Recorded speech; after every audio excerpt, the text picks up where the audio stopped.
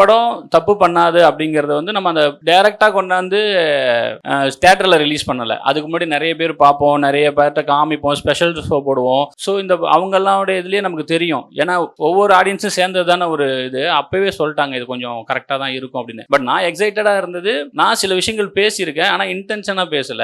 எனக்கு வந்து நான் வந்து எப்படி எழுதுனேன்னு வச்சா, நான் பார்த்ததும் நான் வந்து இப்போ அவர் சொல்ற அந்த பீஃப் கடை இருக்கு இல்லைங்களா, அது நான் டெய்லி போயிட்டு வர இடம். நாங்கள் என் ஃப்ரெண்டு கூட போயிட்டு வரும்பொழுது நாங்கள் அங்கே தான் இது பண்ணுவோம். ஸோ அதெல்லாமே நான் வந்து எனக்கு ரொம்ப இன்ட்ரெஸ்டிங்காகவும் இருக்கும். இதெல்லாம் காமிக்காத ஒரு இடங்கிறதுனால தான் நான் வந்து பண்ணணும்னு ஆசைப்பட்டேன்.